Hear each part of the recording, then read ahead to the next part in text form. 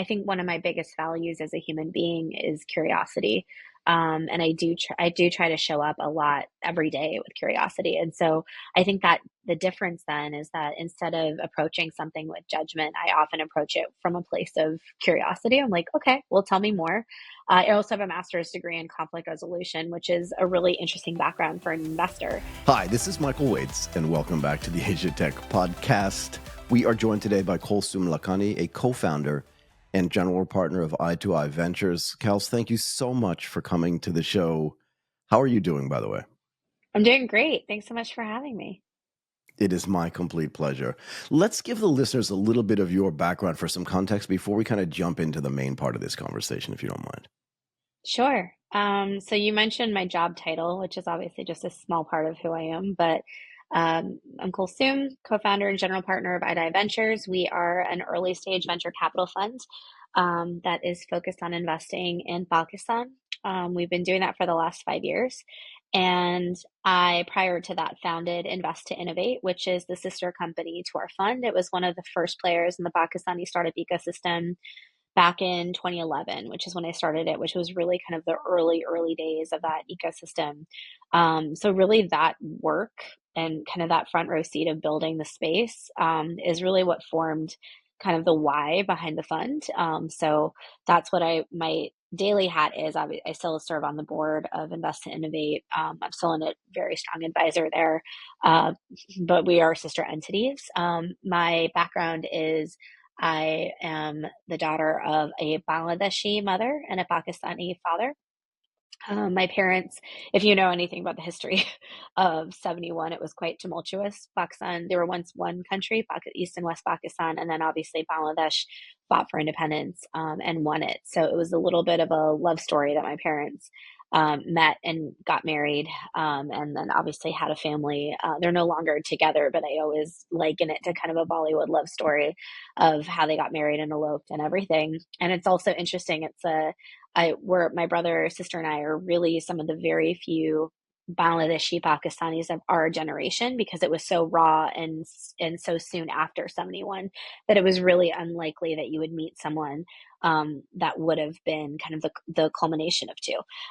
So I took that background as something that was very much part of my identity growing up in terms of seeking out kind of being a bridge of both. And I was born in Dubai, and then my parents, we moved to Bangladesh when I was for elementary school. I went to elementary school in Dhaka, but always went to international school. So I always had kind of a very American international upbringing, but in the countries that I was from, which is also weird.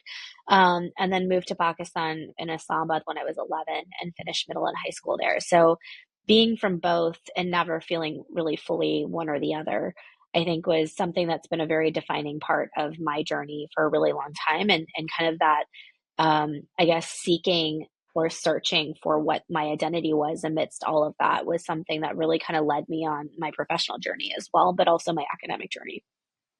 I want to talk about this a little bit, if you don't mind. So my Sure. daughter is a mixture of me, I'm an American, and her mother is Japanese. Okay. And again, I've said this to you before we started recording, right? I feel like I grew up in Tokyo because I moved there when I was 24, and I don't feel like most guys are like fully formed when they're 24 years old. So I feel like a third culture adult, but you're like the definition of a third culture child. Hmm. And I didn't go to international school, but I sent my daughter in both of the places where she grew up to international school. I'm really curious, like, what that experience is like. I can't ask her yet because she's so young, but you have the benefit of this retrospect of being able to look back and think, oh, that's why this is now, kind of thing. So can you Yeah. talk to me a little bit about that? I'm so curious. Yeah, and I love the term TCK, third culture kid. There's been books written about it. It's the first time I read a definition that really kind of got to the core of who I was, which is where you kind of feel like you're not really part of any culture. You're kind of part of this, a different type of upbringing and kind of that third culture, right? Of not feeling like you belong anywhere, but also feeling like you belong everywhere. And I kind of feel like that sense of being able to code switch into whatever culture that you're in. And that is something that comes very naturally in these international school systems because you're surrounded by so many people from so many different places. And I'm sure your daughter, has had that very, international surrounding of her, right? And also this feeling of being exposed to things that, for me, especially in both Bangladesh and in Pakistan, was very American. But at the same time, I was living in the countries that I was from and didn't feel fully like I was from there. And as someone who, it's interesting because I actually did a weird reality show that my superintendent, shout out to Mrs. Puffer. She's still the superintendent there. She was my sixth grade teacher there, but they had the school convention of the schools across the region decided that they were going to do kind of an introspective reality show of students from all of those different schools that had graduated years before. And so she nominated me from my school. And then I was living in a house in Seattle for about 4 days with a bunch of kids that had graduated from schools in Egypt to Indonesia to Israel, from all over the place. Someone was Korean, someone was Nepali, like someone was Arab. And so it was it was so fun to have that discussion with each other because it was a really great discussion around identity and also belonging. And I really feel like I think that one of my biggest strengths, honestly, right now as a person has been that upbringing, but it also was something that was deeply confusing for such a big part of my life for so long. And it's interesting. I'm married to a fellow third culture kid. My husband is American, but grew up in Belgium and also lived in Korea as a kid. And so there's something about like attracting like. I think I think we both never fully identified with, wanting to marry someone that was fully our culture because we were not. So marrying one another. And I think seeing how we both navigate the world is actually quite similar to each other. And there's a reason why whenever I meet other third culture kids, Yeah. it's like an immediate like I just immediately get them and get their experience. Obviously, everyone's different, but I think there's a So you can similarity. see me smiling. You can see this like real big legitimate smile on my face because I'm imagining you meeting your husband and like the first words out of the mouth of the second person that spoken was probably like, yeah, yeah, just like that, like whatever it was, because that connectivity that you have with a third culture kid is immediate. I Yeah. can feel it. Like when I meet somebody who has lived the same life that I've lived, right? Even if their background is completely different, but they've moved around a lot and stuff like that, I can feel it when they're speaking. And I'm like, I think we're going to get along regardless. Does that make sense? Yeah, 100%. It's also why, like you were mentioning, when you lived in Japan and in some ways call Japan home, when I always find that with my husband and I, whenever we go to a place, it takes us maybe a day, but we can kind of adjust ourselves quite quickly to the place that we're living in or the place that we're visiting. Because I think you become, as a third culture kid, you become so hyper aware of not belonging that you almost overcorrect, but in some ways you can really adjust yourself. And I used the word code switch before, but you can kind of code switch into whatever the norms and cultural values are of that place. And so I always say that I became the much more polite version of myself in Japan. When I was in Morocco, I was much more aggressive because I had to be. And so you just find yourself, I find this really interesting because sometimes with, no offense to people who are American, because obviously I'm also American now, but sometimes I find with like Americans, they take up a lot of space in places that they visit, and you can hear an American from like wherever you are in like whatever tourist place you are in. And I think this, at least my experience with people that travel a lot and people that have a lot of empathy when they travel, is that you let the space fill you first, and then you're just like, let me adjust, and then let me figure out how do I navigate in a way that's respectful, and also brings like empathy and curiosity to the table. And that's something that my husband and I have a lot in common, which is why we really love traveling together. I just want to ask you one more thing about this, if you don't mind. Do you Sure. remember the feeling you had? Because you said you went to an American style school, Hmm. international school, but in Hmm. Dhaka, right? Has its Hmm. own kind of unique feeling. Yeah. I've never been there, but I've spoken to tons of people who are building companies in Bangladesh. So Hmm. a little bit of knowledge, not enough for sure. But do you remember that feeling you had when you left school to go home? Just like the difference between what it was like inside the school and what it was like on the streets around the school. I don't know if you were boarding there Yeah. or if you were going back and No, forth every no. day, but you know what I mean? I actually lived really close to the school in Dhaka, and it was interesting for me because in Dhaka, I have a really big Bengali family, and everyone lives in Dhaka, and so I had a very colorful upbringing where leaving school was like this American little bubble. And again, what you said is so true. It's the same with the international school in Islamabad, by the way. It's like kind of tucked away, and it's this like little utopia, like little American utopia where you can buy Pop Tarts before your classes started, and cinnamon rolls and whatever. We would joke about, my friends and I would be like, before homeroom, we would go do that, and then you leave and it was like an entirely different experience, right? Of like, this is, and it's quite jarring. And I think as a result, you live a little bit, in my mind, of like, um, just a little bit of a separation, which I think is also not great. Like, I don't think I fully experienced Pakistan, to be honest with you, until I was a professional working in Pakistan. I think when you grow up and go to an international school, it's quite a bubbled upbringing. And I feel like that's not always, it is positive for you in your experience. Like, I had a very idyllic upbringing. I loved my school. Obviously, the fact that my superintendent nominated me for a reality show shows that I'm quite connected to that community. And my best friends are still my best friends that I grew up with, honestly.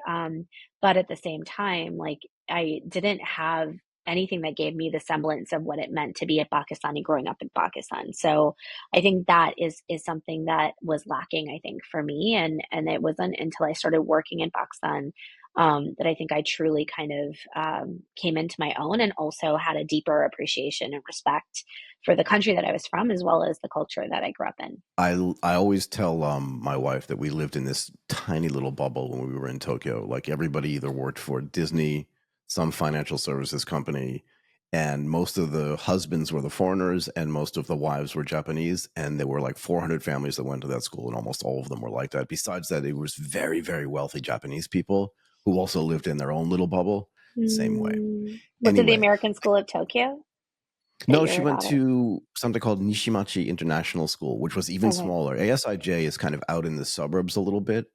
And that's a very different experience because that's very transient. That's where kind of like the people Mm, that aren't in Japan for a really long time send their kids so when they go home, they feel like they were in the same school that they would have been in Westport, Connecticut, kind of thing. right, Yeah, but right. Nishimachi is its own little, very special place, started by a woman right after World War II, and who said, I want Japanese people to get a better understanding of the world, and I want to teach them, I want to educate them in English, but still make sure that they can read and write Japanese at the same level of all of their friends and cohorts. So it's a very special little place. So they were drilled in like kanji and Japanese, but math and all the other subjects were taught in English. It was an amazing place. Interesting. Wow. And quick question, where does your daughter go to school now in Bangkok?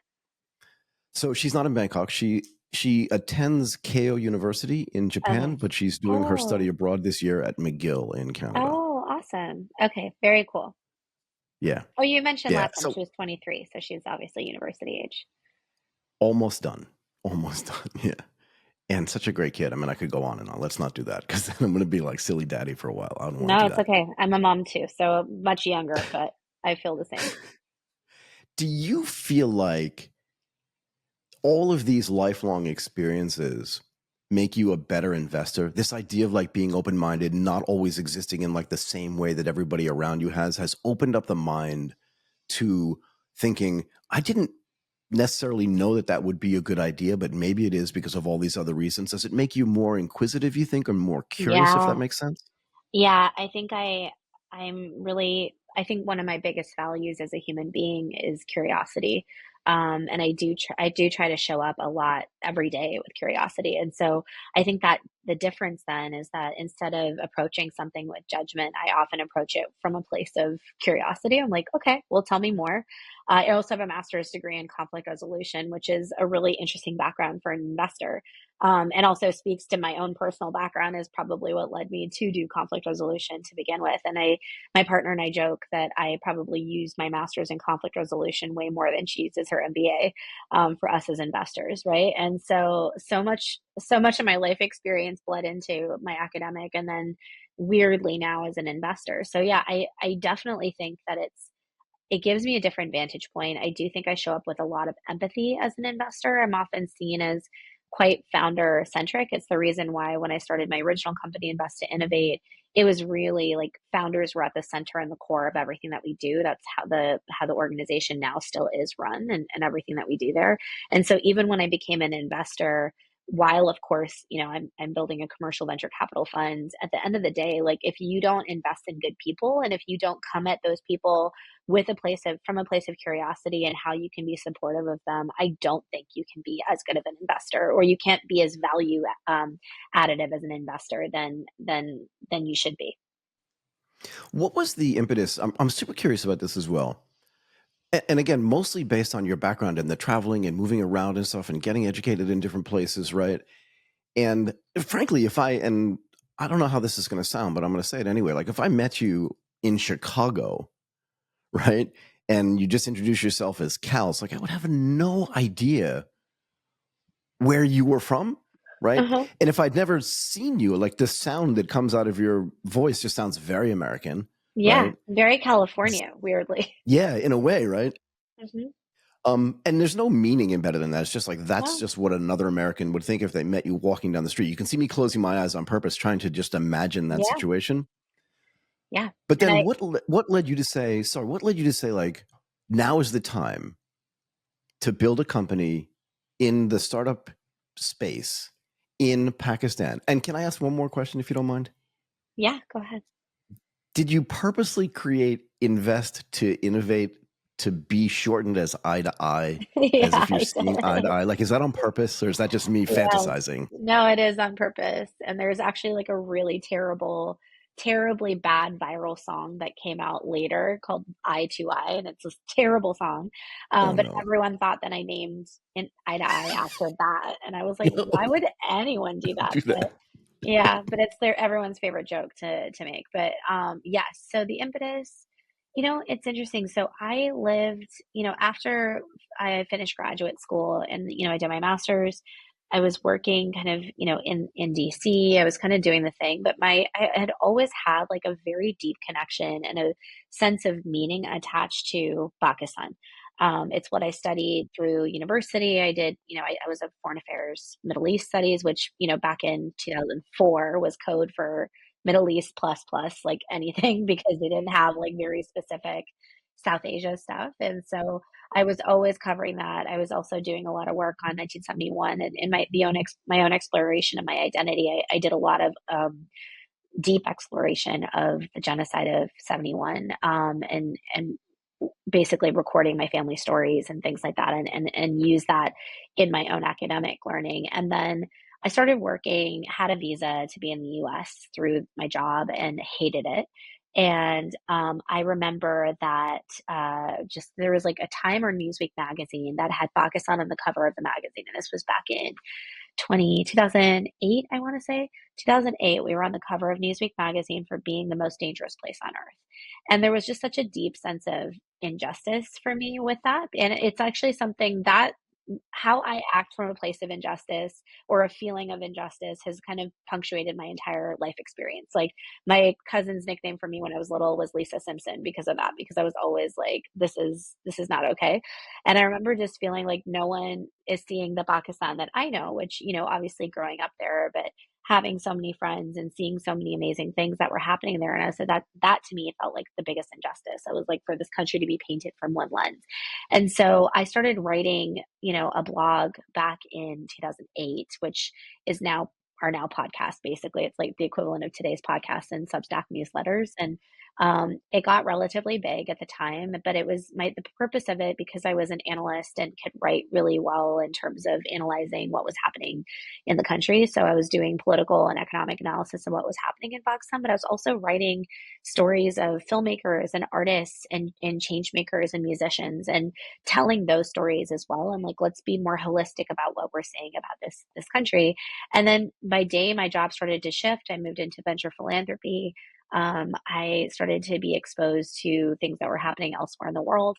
And as I was writing by night and seeing a lot of stuff by day, I was like, there's so much potential that exists in all of these places. But if they exist in places where there isn't anything to support that potential, those ideas will die, right? And I would see that when I would go, I'd meet a really amazing young entrepreneur in Pakistan, and they had a great idea. And then I would see them 3 or 4 months later and nothing had transpired since I'd seen them, because there was no mentors, or nothing that was really, formal in that way. And so Invest Innovate was really born from that. It was this idea that we believe that the next great innovators come from the most unexpected places. It's not just Silicon Valley. And I started in Pakistan because that's what I knew. It's where my heart is. And it's interesting because for me, I feel very a deep kinship with my Bangladeshi identity as well. Like, especially with my mother and my mom, I'm super close to my mom's family. I speak the language, all of that. But Pakistan is a country that just kind of gets under your skin. It's like a love hate relationship. You're like, I will. And I've dedicated since then. I mean, if you count since I was writing this website, 2008 to 2024, it's a significant chunk of my life, right? And so starting Invest to Innovate was really started with that idea and starting in Pakistan first because that's what I knew.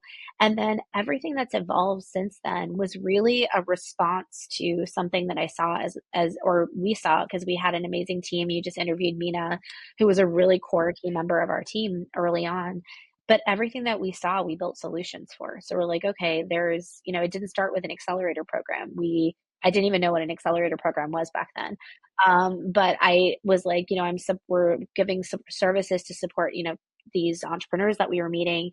We need to do this at scale. A program would make sense. And then, as we built a program, and we'd iterate based off of feedback from founders. We're like, okay, what's valuable here? We started to meet like people that were like, I really like what you're doing. I'd love to be a mentor in this. Or I'd meet someone that is like, I really want to invest in these entrepreneurs, but I don't know where to find them. And I'm like, I'm getting to meet all these I amazing can help people you all find the time. them. Exactly. So I think I've always been kind of this connector, and I think connector of worlds in a lot of ways too, being a bridge, but that is a lot of my personality, but that's kind of what I parlayed into Invest to Innovate. And we just grew from there. And I think because we came at it from a place of curiosity, I always hire people that were deeply curious as people. And I think Mina is a really amazing example of that. She's one of the most deeply curious people I've ever met. But she's amazing. Yeah, and I'm super proud that I'm also now an investor in her too. But it had to be that we were the first investor to write a check. But I think all of us on the team, we just saw the problem in front of us, and rather than waiting for someone else to fix it, we're like, why don't we try to build this? And so that's really how Invest to Innovate today exists. It's really on the backs of so many people that joined us and are continuing to join us, right? I think we have a really incredible CEO, Sarah, right now. People like on our team, like Mariah, like all of them are just incredible, but we wouldn't be here without like the, chapters of people that have come through our doors and have gone on to do other amazing things. So I want to back up to something you said at the beginning of that little story, if you don't mind. sure. I wrote it down. No one is seeing the Pakistan that I know. And I want to tell you a story of my own, and then I want to go back to that for a second, if you don't mind, because I think it's really important. I Sure. was living in Japan for 20 something years, and in March of 2011, there was a massive earthquake in Sendai. And that was actually one of the reasons why I ended up leaving, because I was not clear on what the food ecosystem in Japan was going to be like. And I just wasn't willing to put my daughter through puberty if I didn't understand the food chain. So we moved to Bangkok. But the only reason why I bring this up is not for that. It's because I was watching the news from Tokyo globally about what they were saying about what was happening in Japan. And it was all wrong, all of it.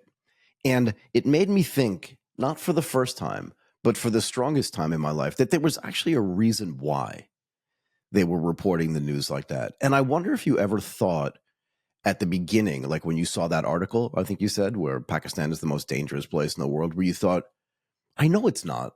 They must know it's not.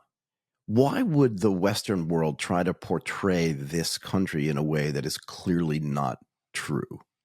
Did you Because have that feeling at all?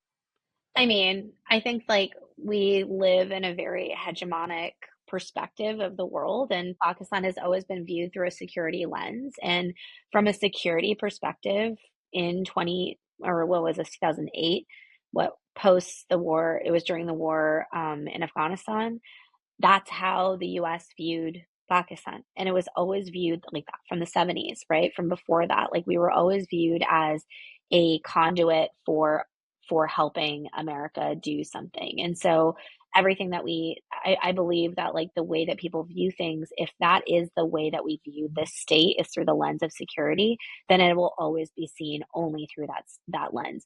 Like, why is it that we only view, like, I don't know, I'm trying to think of a country that we view like certain things a certain way.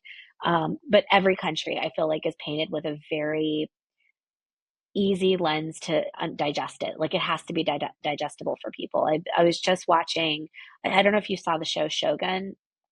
It's excellent. It's a really, really good show. And Anna Sawai, it's basically a Japanese, it's a historical Japanese drama, but it's told through the lens of Japanese people. And whereas like the Last Samurai, it's like if the white man comes and saves everybody. In this one, it really shows the nuance of the Japanese people. And I was just watching an interview with Anna Sawai, who's the Japanese actress that plays Mariko-chan, and she was talking about how she wanted to show Japanese women as not just subservient and not just Right. as meek and polite, but really kind of show the complexity there. And I think as a world, we are not good at digesting things with complexity. We need things that are chewable. Like, we need to have something that's bite sized and easy, right? And I think that that is how Pakistan is viewed. And so it's also played into like when Pakistan was on, 2021 and 2022, when every investor wanted to put money into Pakistan, everyone was saying the exact same thing. It was literally like this parrot recording of, fifth largest country in the world, two-thirds of the country is under, 30. And those are all true statistics, but it still doesn't capture the nuance of the market. And it is a really hard market to build a business, right? So I think at the same time, while I was really, I feel very much it is an injustice to paint Pakistan only from the lens that it is dangerous, that it is insecure, all of those things. I feel that that is an injustice. I also think there is truth to parts of that, right? But it is not the whole truth. And so, yeah, so even if I feel like it is an injustice to say that that is the nation itself, because it doesn't necessarily showcase all the incredible people that are doing amazing things that are super inspiring. Um, I think that's the problem, is that I just like complexity and I'm comfortable with nuance. So that's how I kind of operate in the world. I want to talk a little bit more, if you don't mind, about building an ecosystem from scratch, right? Because you did mention this. If you were an entrepreneur when you started Eye to Eye, Yeah. there was no one else to lean on. Like, I feel like that sometimes, even living where I live. Like, I want to hang out with other entrepreneurs, but there's not really much of an ecosystem here. I know that's going to get me in a ton of trouble for saying I that, was but gonna it's not say really I have much. lots of friends that work in the Bangkok ecosystem that will literally message you after this to be like, come I hang know out they with me. will. I know they will. I'd love to hang out with them, but like I need. But here's the thing. Here's the thing that I really want to know. You can look at Silicon Valley and say, like, we want to rebuild that, but that doesn't exist anywhere else in the world, and you don't want to rebuild it because it's not the right way to do it. And like you said, the nuances are what really define what a country or a location is like. I'm really curious. It sounds like a generic question, but I'm really curious about this. When you, because you're a you're the beginning of this ecosystem. Really, you looked around and said it doesn't exist. What are the pieces that I need? Right? You said the accelerator was just an idea, like we didn't even know what it was. An Yeah. incubator, getting the venture capitalists together. But when there's nothing there, what is that like? Like, how hard is it to kind of corral all the proper resources? And you've never done it before either. No. I'm just curious, like, how that building actually takes place, Yeah. like, I think logistically. So I think first of all, I wasn't the only one, right? And I think that's really important to note too. I think there was TEDx's going on, startup weekends. My really good friend Jahanara was building, was the head of Basha and then started the Nest.io and now has Catalyst. There was other incubation programs at universities. The Punjab government was launching Plan 9. So there was something about, even back then, there wasn't enough, like there wasn't enough of that, like kind of momentum is what I was seeing like a couple of years ago. That all started to happen more at like 2018, 2019. We started to see more of that momentum. But it wasn't, if it was just me in a vacuum, like it probably wouldn't have taken off. And also, I think it's really narcissistic to believe that I alone can build an ecosystem, Yeah, right? yeah. Because it's like, Right, as right, you know, right. it's like an ecosystem is so many different nodes. By Um, definition, it's not possible. It's an it's ecosystem. Yeah. it's not possible, right? Yeah, an ecosystem are so many different levers that need to exist kind of at the same time for things to start to move, right? And so I think what happened in 2011 started to move a little bit more was like, the Punjab government putting together the first major tech incubator, which was called Plan 9.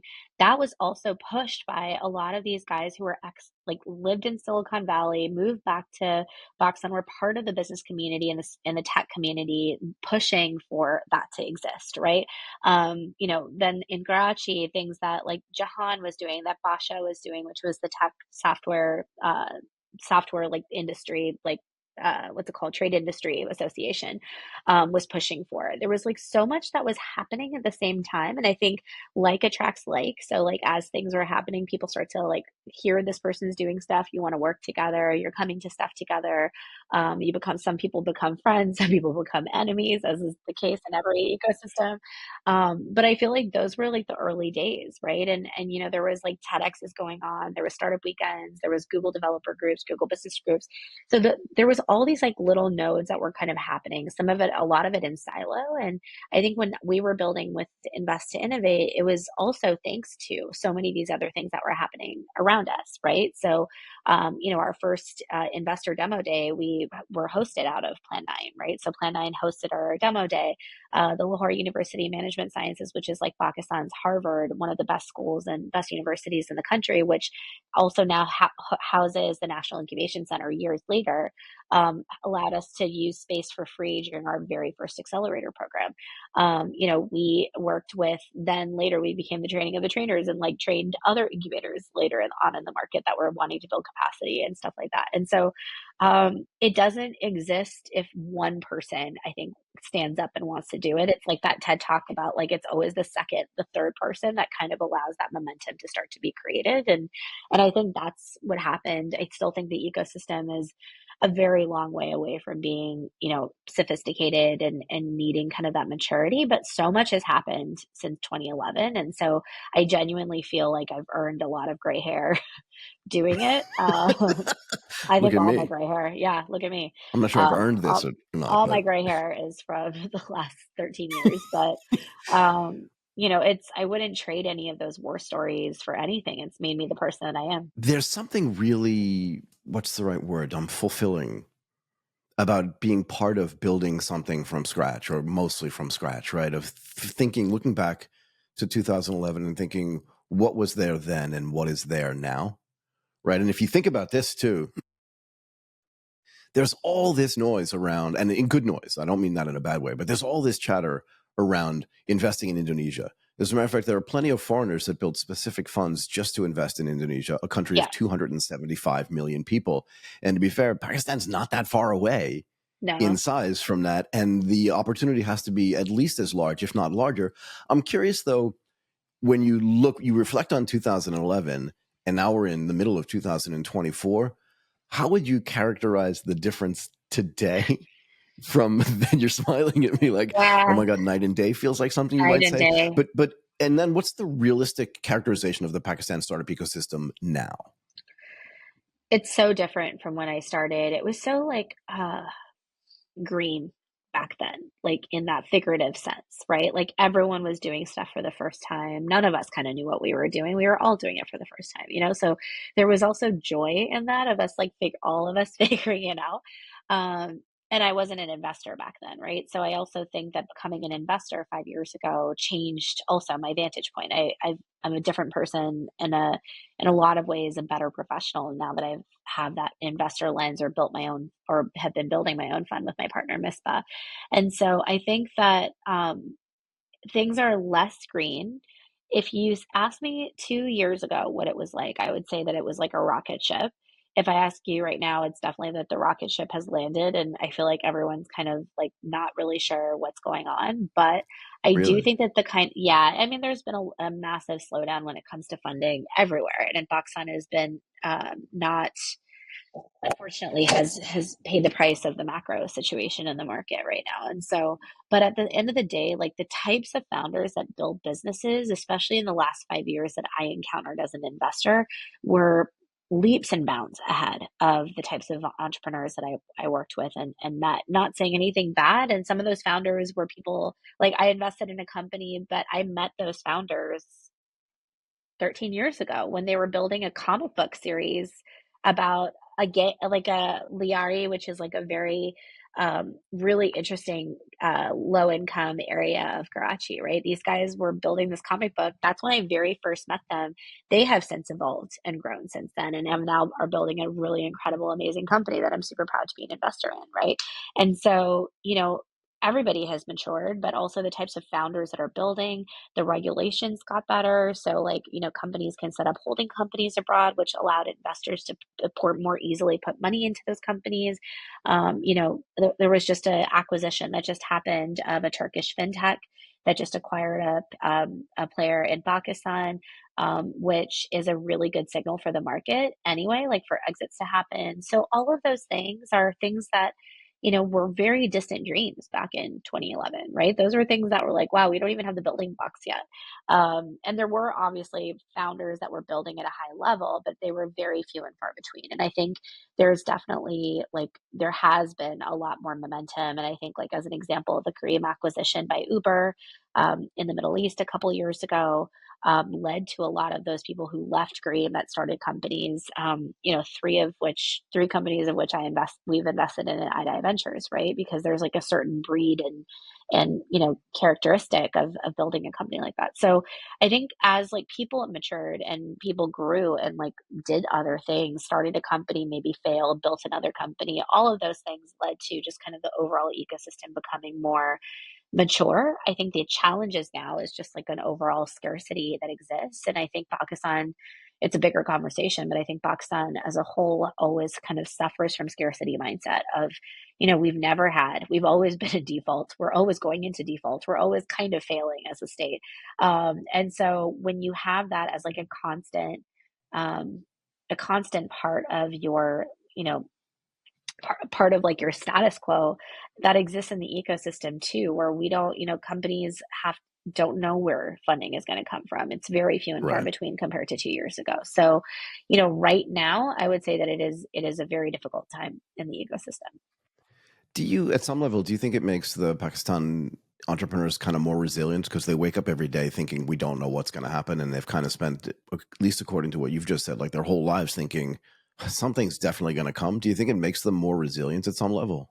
100%. I genuinely believe that Pakistani founders, and obviously I'm biased, but I do think Pakistani founders are the most resilient founders I've ever met in the world. Like some of the most like thoughtful, but also, yeah, just resilient, are very scrappy, will do a lot with really little. Like I feel like you need those kinds of founders in Pakistan.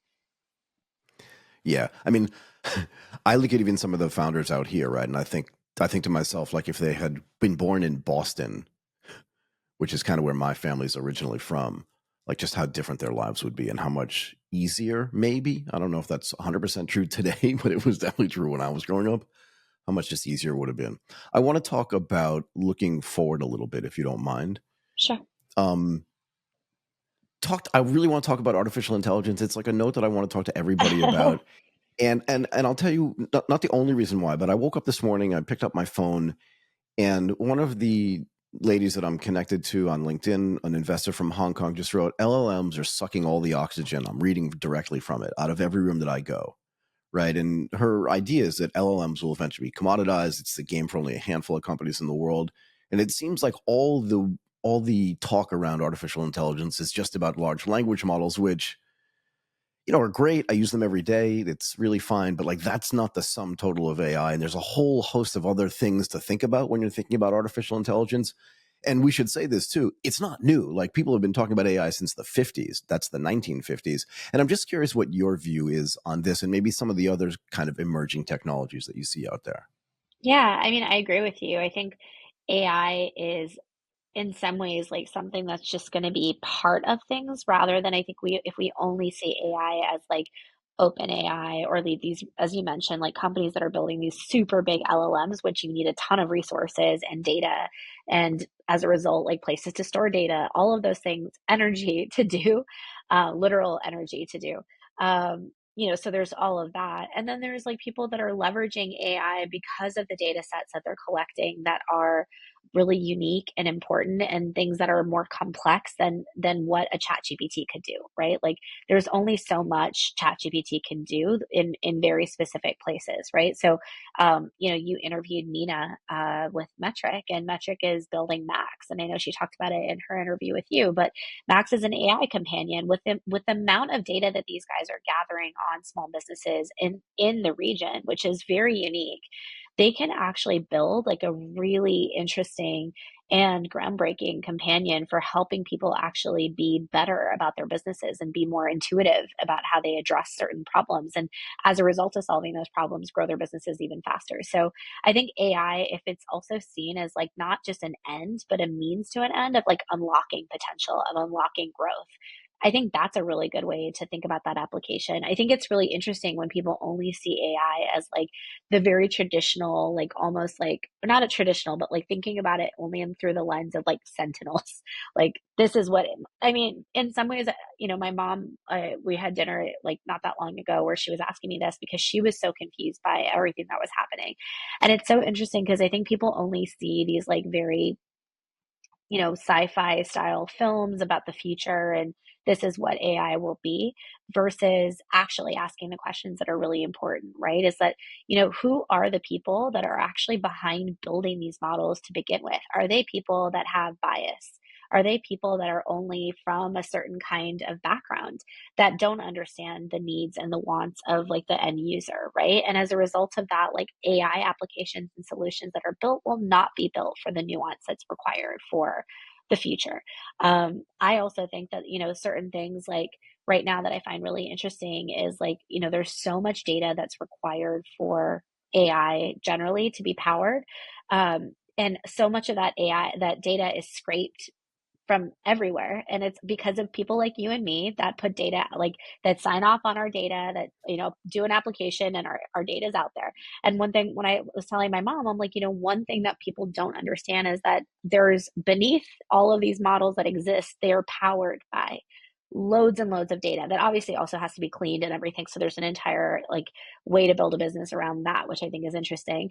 But if you think about all the data that exists, there's agency that people like you and I have to actually say that if we are the ones that are powering these models, shouldn't we have a say in what happens with it? Shouldn't we want things to also be more empathetic and more human? And so those are the things that probably keep me up at night a little bit because I'm just wondering whether or not AI is addressing real problems in some ways. Like I was reading this quote that I found really interesting was that I need AI to do my laundry and wash my dishes so I can focus on creative writing and coming up with new ideas, not the other way around. I don't need AI to do those things, right?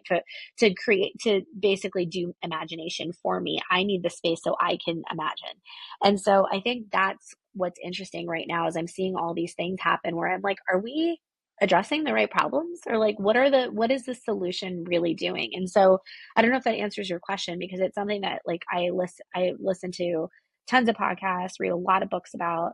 Some of it's like fiction, some of it's nonfiction, and I just find the question to be, really, really chewy right now. Like, how do we, in this generation that we're in, where we're kind of at that precipice of what's going to happen with these solutions and with these applications, how can we be part of um, first of all, knowing what our power is in all of it. And then secondly, how can we actually help inform these solutions to be more human in how they are applied?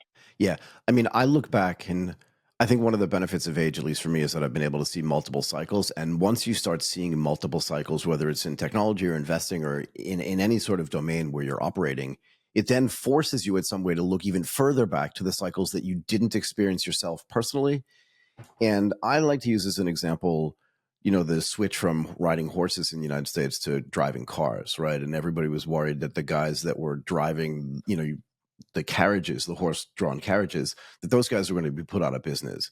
And Mm, really what a car did was it said for the guys that had those horses that if you can get a car fast enough, you can then change your horse-drawn carriage into a taxi. So it wasn't necessarily negative, but you had to think about it in a certain way. And I'm not saying that AI isn't way more powerful than the switch from, horse-drawn carriages into cars, but I'm just saying it's indicative of the way this technology happens. And look, you and I were talking about this before we started recording as well. I think the world is like 85% empathetic. And that number may be actually low, but there's a very small minority of people that then end up in charge of the technology who feel like they're building something for maybe a different reason. And sometimes the only way for them to get attention is to show you how powerful it can be as fast as they possibly can, so that then later they can build like all the right technologies. And maybe nuclear power, this is just coming into my head off the top of my head, but maybe nuclear power is the same thing. First, it's like, let's drop a bomb on people, which is horrible. And then it's like, wait a second, we can split atoms and create energy? Yeah. That doesn't feel like a bad thing necessarily. So I think AI is going to end up kind of being the same way, if you know what I mean. At the beginning, sure, it feels really explosive and really powerful and in some ways kind of scary. But I do think that in the long arc of history, what humans end up doing is saying, let's take this technology and make life better for everybody. Do you know what I mean? Is that fair? I mean, I think that's a really optimistic way to look at the world, and I think I would love for the world to be like that. Um, I am a glass half full kind of person. I do think there will always be people out there that will want to build a better world. I also think that we also exist in a construct and a structure that is deeply capitalistic and not in the best way possible, because it's capitalistic in that very few people hold a lot of the money, and then control and influence who can do what with the money. And then those people that are doing those things with the money can't say anything or push back on stuff, right? And so when you have such a power over style of structure, it makes it hard for me to sometimes believe that, um, that there will be no harm that happens, of course. I think the challenge is, I would like to believe that AI will unlock a lot of good in the world. I think AI is inevitable and it's already happening, right? Like we're seeing it everywhere at this point. It's just now part of the vernacular. As you mentioned, it's been around for decades and decades. And so now it's just part of the vernacular that everyone's talking about it. But how can it be how can we as like a people, as a community, actually deeply ask questions, that are ethical and moral about technologies that are changing the world, so that technology always has like harm and good. There's always applications for both. You just talked about the nuclear bomb, and then also the power of nuclear energy. But, that's going to be the case here too. It's just the question is like, how can we challenge, the traditional power structures so that maybe the harm is less than maybe what we believe it could be. Agreed. Okay, look, I don't want to stop this conversation, but we've been at this for like 45 or 46 minutes. Yeah. I really don't want to stop. There's so many things I want to talk to you about. Can we have you back on? You don't have to like agree Oh, I yet, would but love like I'd love that. to have you back on, No, I please. really enjoyed this conversation. I'm totally in. I'm going to thank you as well. Kalsoom Lakhani, a founder and general partner of i2i Ventures, and obviously so much more. There were, like I said before, there were so many more things I wanted to cover, but I want people to listen to this whole thing and maybe we'll tease them into having you back on again and listen to more stuff if that's okay with you. Thank you Yeah, I'd again. be honored. Thank you so much for having me.